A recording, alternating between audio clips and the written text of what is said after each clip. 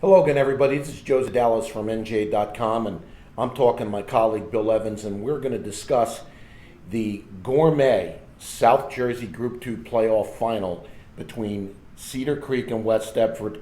Bill, this should be an incredible game. It was an incredible game last year, a one-point decision in the final. Tell me a little bit about these two teams. Yeah, Cedar Creek, one came from behind last year, won the game 28-27 on a late touchdown. The playoffs last year were Bo Melton's kind of coming out party, and I don't know if he ever shine brighter than that championship game. He then committed to Rutgers in the off season, and he was a little banged up at the beginning of this year, even though Cedar Creek only lost once.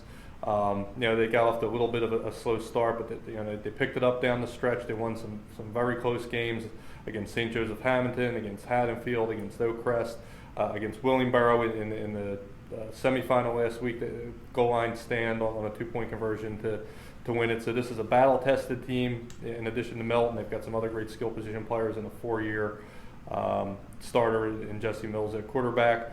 West Deptford, their only loss the last 2 years was to Cedar Creek last year, and they've got a great run and attack last week against Paulsboro, 525 rushing yards, 3 backs over 100, and this team is just very tough to stop.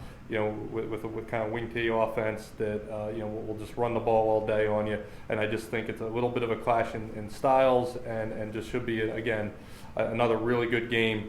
It's going to be a fun Sunday at Rowan with that game right before the Group 4 final.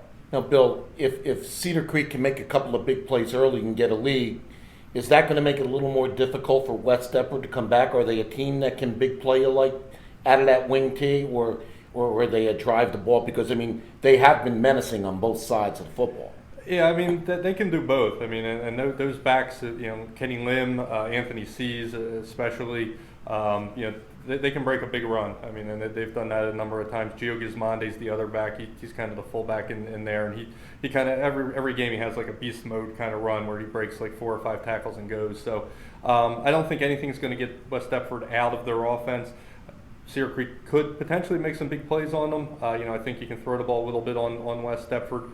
Again, should be a little bit of a high-scoring game, but I really think West Deptford will probably wear them down a little bit as the game goes on, and I think this is a little bit better West Deptford team than a year ago. Well, put up or shut up time. Who are you taking?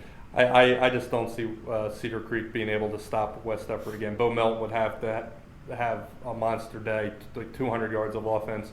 He's really the engine that kind of runs that team, and I think he'll have another good day. I think he'll go out with a bang, but I just think West Deptford has too much this year. Too many backs. Last year that they were a little banged up. This year they're in pretty good shape. So I think West Deptford grinds this thing out, and I'm going to say like 35-24. There you have it, folks.